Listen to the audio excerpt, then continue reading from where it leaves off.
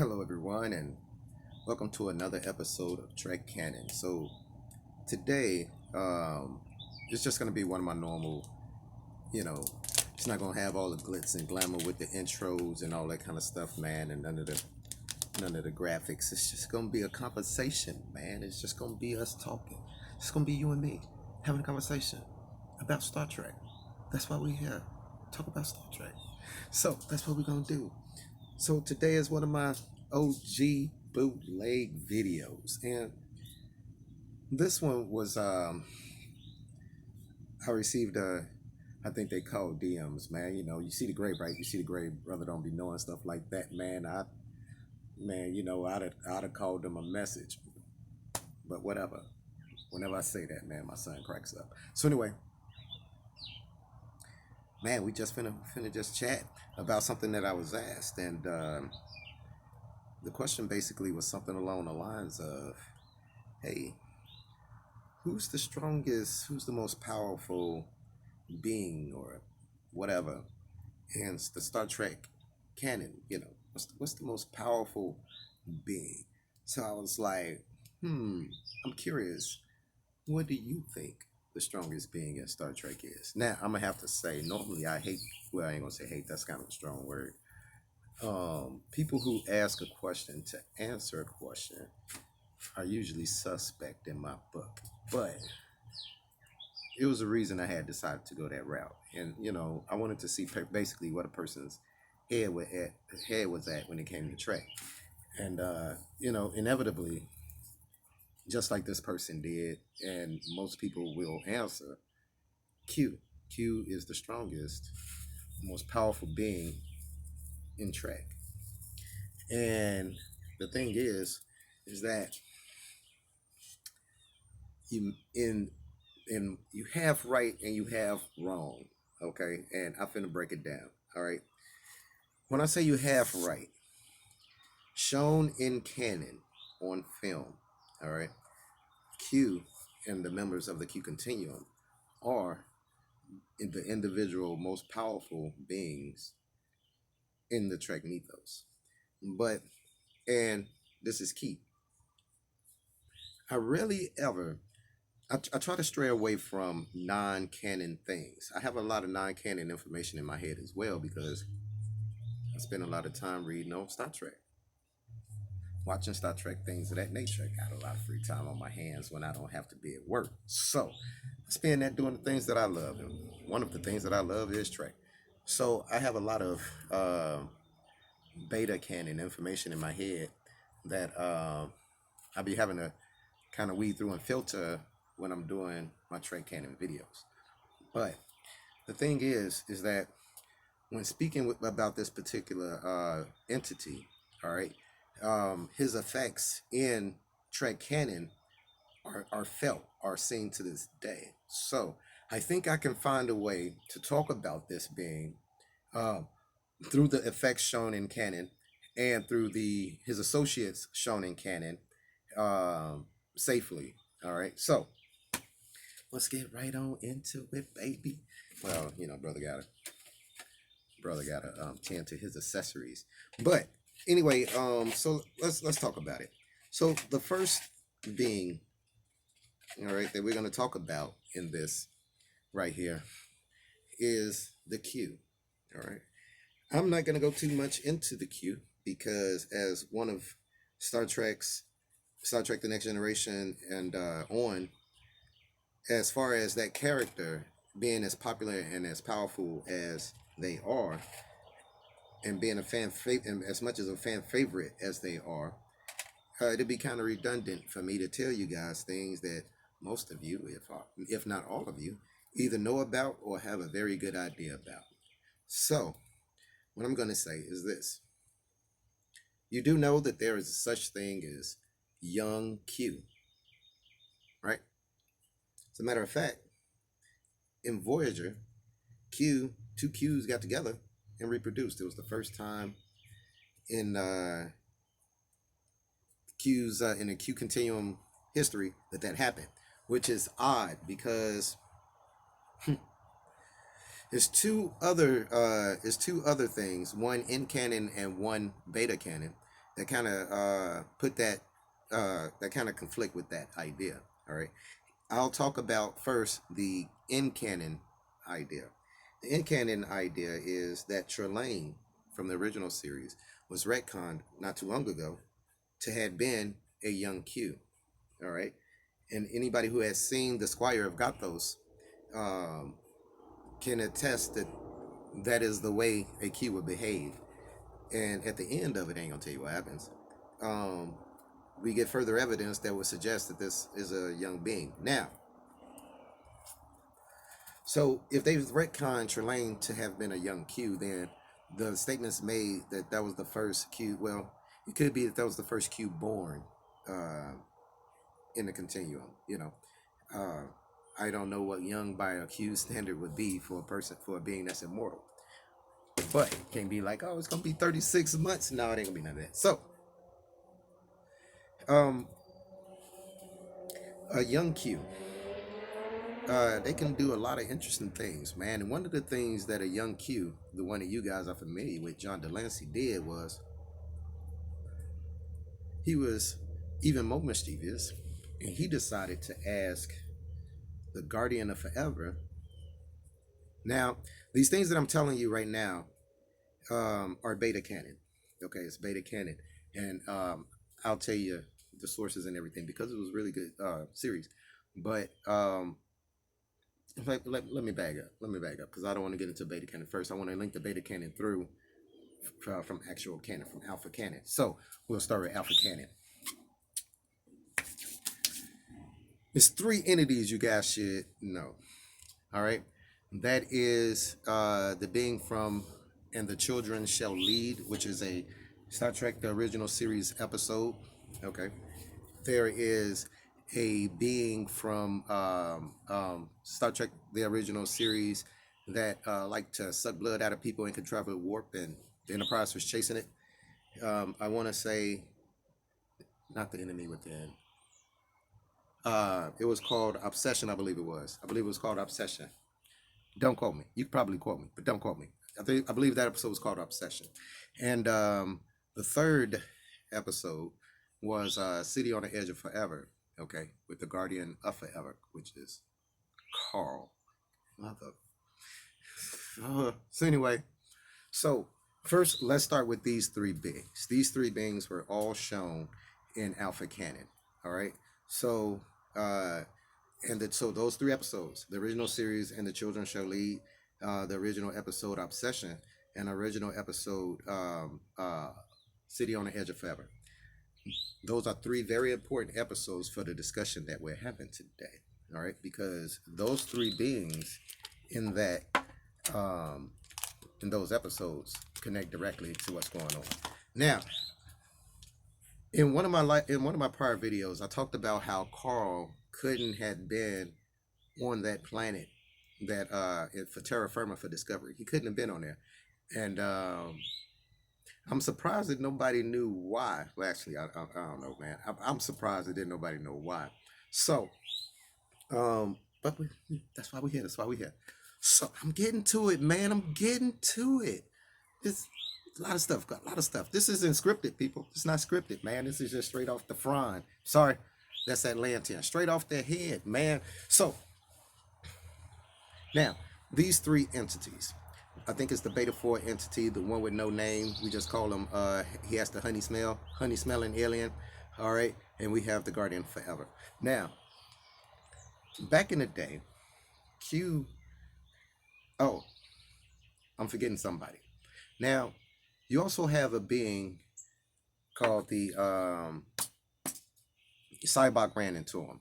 Matter of fact, everybody ran into him, and he was represented as a head on the planet Shakari in Star Trek: The Undiscovered Country. All right, he was a head on Shakari. That's the fourth dude that we're finna be talking about. Yes, I said finna, but that's the next dude we're gonna be talking about now. Now that I have my thought arranger going, it's my thought arranger. Now that I have my thought arranger going, let's get our thought arranged. Now, with these four beings, it's very important that we talk about the great barriers. You have two. You have the Great Barrier and you have the Galactic Barrier. It is a plethora of misinformation. No, I ain't gonna say misinformation because it's all canon.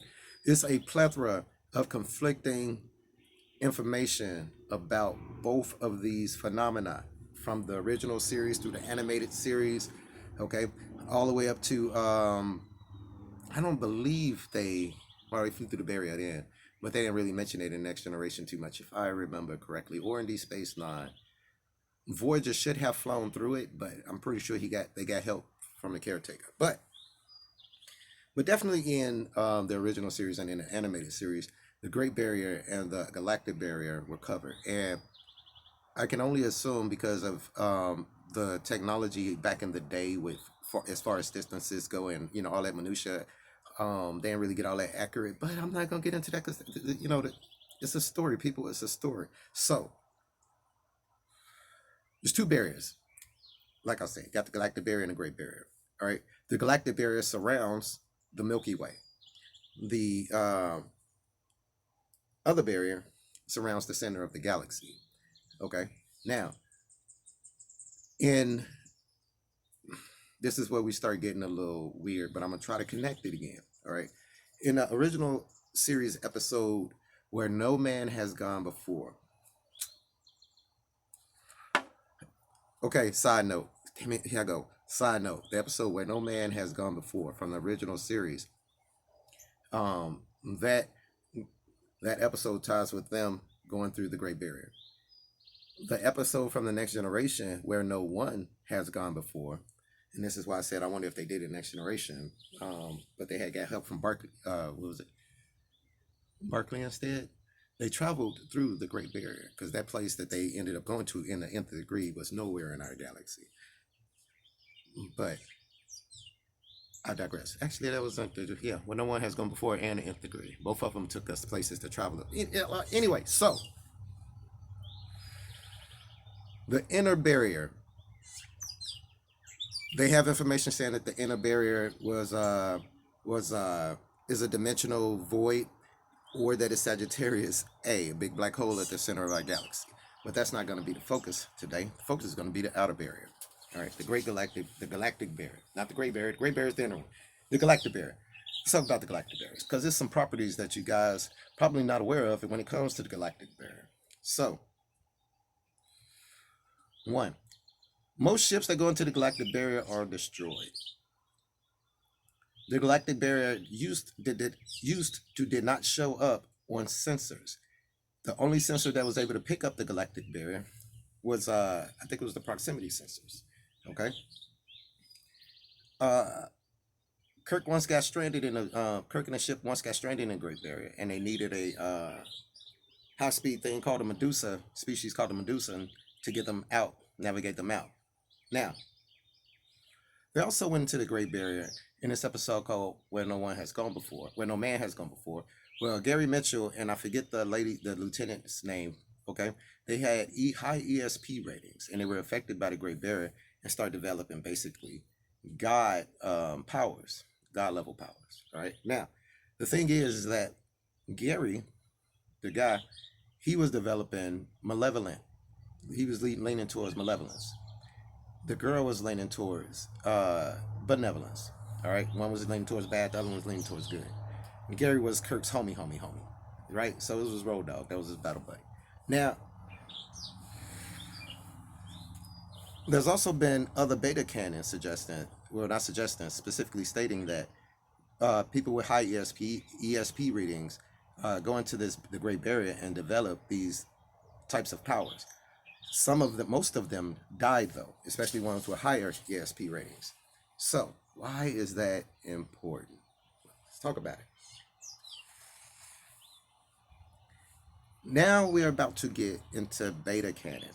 All right, this is how beta canon links with these particular instances and people and phenomena inside alpha canon right here. So we go back to, hey, who do you think is the strongest being in Star Trek? Now, the strongest individual being in Star Trek is a being called Zero. All right, now, back in the day, I often wondered if the Star Trek writers um, had a certain vision with the most powerful or God level beings in their canon, because if you take the capital letter Q and put it right next to the zero, all right, the only thing that separates those two is a line, all right, and these two beings, the Q and zero, are the most powerful beings in Star Trek. Now, so let me tell you a little bit about Zero and how these other four aliens fit into into all of this canon. So, for those of you who don't know, um, a young Q, the Q continuum, basically is responsible for keeping lower level entities in line. Okay, they're basically like the galactic or our reality. I wouldn't call them policemen, but they're organizers. They keep everything in line. They stop newly ascended or lesser ascended beings from wreaking utter chaos. Okay, so a young Q, right, decides, hey, I didn't seen everything, I didn't experienced everything. I wonder if there's anything that I haven't seen or experienced. You know how Q is. So he finds Carl on the planet that we seen him on, all right, in the original series, City on the Edge of Forever. And he proceeds to, Guardian man, look, check this out. You are just as smart as I am. You know just about as much as I do, if not more. What, show me some stuff that I've never seen before. I like to experience some stuff I've never experienced. So, as always, Carl starts flipping through different dimensions and everything. Q's checking it out. And he notices this one dimension that kind of looks like a ice. It looks like if you was to go to Rua Pente and hang out, it'll look like that. All right. So I don't know why Q thought that was an interesting place to visit, but that's what he decided to do. So I ain't gonna fault him. So he goes over there and he meets this dude, right? Just chilling out, looking all raggedy or whatever, and they kind of kick it off. So Q like, yo, man, why don't you come back and hang out in my galaxy? So he tries to bring Zero through, but the Guardian is basically like, nah, man, we can't bring him to this plane, man. But Q being Q and being as powerful as he is, just go ahead and just bring him on through the portal. So when they got here, all right. Long story short, we find out that Zero One got pissed off and beat up Q, right? Because he interfered with him terrorizing the Calamarain. Q Zero also start destroying. Man, he was just jacked up. Man, he destroyed the Takan. He was jacked up. So what happened was that Q wasn't able to banish him. So all the Q had to get together to basically try to fight this dude Zero. Now, Zero said, all right, y'all want to get together and do some stuff, man. I'm going to call my crew. I'm going to get my road dogs. So he was basically like, hooty hoo. And he got together. That's okay. I didn't just show my age on that right there. Hold up. So he got together the Guardian Forever, the Takai entity. I mean, not the Takai entity. The entity from And the Children Shall Lead. All right, and he got the honey smelling entity from Obsession. All right, and he found this dude named, I forget what his name was, but he got those four homies together to help him out, right, to fight the Q. Messed up battle. Long story short, they was defeated. Okay, Carl was basically exiled to exist on that planet forever, which is where Kirk found him, where he had been for ever since they son burned ever since before they sun burned in a solar system, long time. All right, so that's one of the reasons I was like, how the hell Carl get up off this planet? Temporal war, really? Like, the Q banished him there, man. They don't give a hell about no temporal war that you got going on. Anyway, so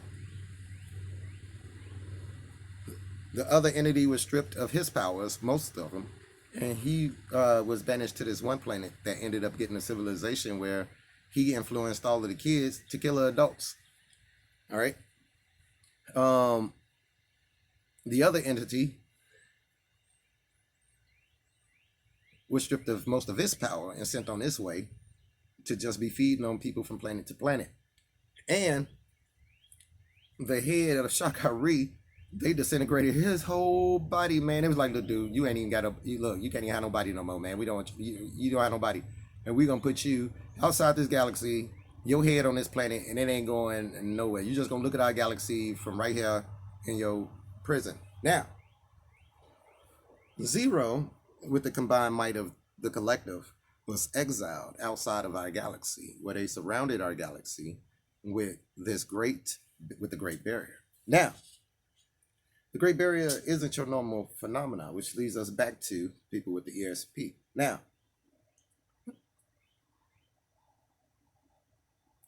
the Shakari entity was a psionic entity, all right, or is a psionic entity. Brain powers. It's a super high speed Professor X. It's a Professor X. If he was on acid, it's acided Professor X. Anyway, so he's constantly trying to get off this planet. He's constantly trying to get off this planet. So he's always trying to attack our galaxy with his psionic powers to just get somebody to come out there, man, and get him up off this planet. All right, which is why Cybok kept having those dreams. Okay, now the barrier protects our galaxy from most of those psionic powers by absorbing them. Okay, so the Great Barrier is full of the Shakari's entities' psionic powers. So when people with certain ESPN, I said ESPN, I'm gonna use that forever now. Okay, when certain ESP having individuals interact with the field, they develop some of this entity's power. Okay, now because the field was this constructed by a Q continuum, some of their power is in here as well. So you have a malevolent and a benevolent energy psionics inside this field. She got the one from the Q. He got the one from the Shakari entity, which is why he was evil and trying to do all that evil stuff. He was just being bad, just being bad. So I hope that this answers some questions about the Great Barrier and the Galactic Barrier, and some of the questions about why they are rarely interacted with, and some questions as to who those four entities are and how they tie into some beta canon material, and how the strongest person in Trek canon may not be in alpha canon, but the effects that he had are definitely in alpha canon. So his name was Zero. That's just an awesome name too, by the way. Zero. That's a gangster name. I'm gonna name one of my kids Zero. Anyway, peace. Recycle. Save the whales. And as always, oh yeah, subscribe if you haven't. Ring the bell and all that other good shenanigans. And man, y'all be cool.